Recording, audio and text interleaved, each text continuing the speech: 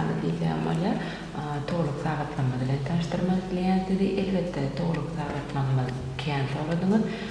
Toğluk sagatlanmadan biri DT70 sagatymy bilen tanıştyrjak dedi. Şunýaly akça karatka bilen elbetde öz logamy bilen. Tak, sagatçymyzda elbetde smart sagatymy öňüňde. Kstati men havandadım sağladım. 2 tane ремешок var. Hem koja ремешоwy, hem kojany ремешок var, hem de silikon ремешок var.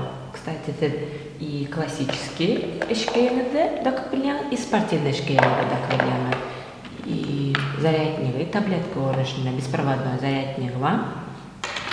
И kitapçası yerleştirildi.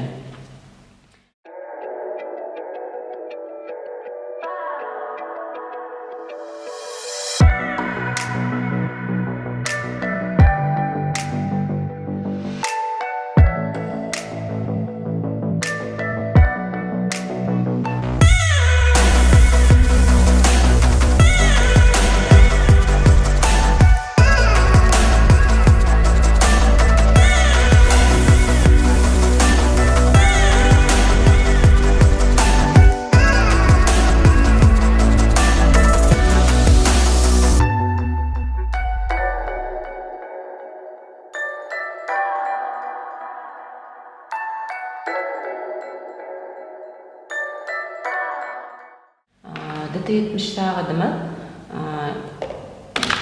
ýokarky knopkany basyp, ýokarky sağadymyzy işletip başlaýar.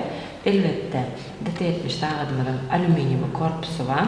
Derediň ören stilli dizaynly bilen. Derediň demir, ne özüňizden gördiňiz, demir, arkasy plastik keramika garlan беспроводной заряднигы şeýleýärde konnektorýa. Gördüňiz. Ekranımızın düğümü 1.39. Kstati ремешогumuz 22 mm'lik ремешок. Elbette siz çalışyp bilýäňiz, başga renkler hem goýup bilýäňiz. Ol siziň uje wkusyňyza görä. Ortaky knopka baramyzda, sentralny knopka baramyzda biz menüwe barýar. Menüsy aýratdyňda men halandady menüsy. Şeýleýärde menüsy var. Мне очень понравилось. Музыка, сообщения, элбетте смарт адмада, гепleşip böyle fanary var, budilnik var, sertbiýenie var. Ählidatlar jemlenen 454 piksel ýagtyjylygy var. Iň ýagty sagatlamyň biri. Kistiň ora elbetde hereket etýär. Smartwatch sagatymyz Wi-Fi Pro programmamy bilen çatylýar. Elbetde siz öz suratyňyzdan goýup bilýäňiz, başga temalara yerleştirip bilýäňiz. Temalar beýle ýagdaýda ýetgeýär.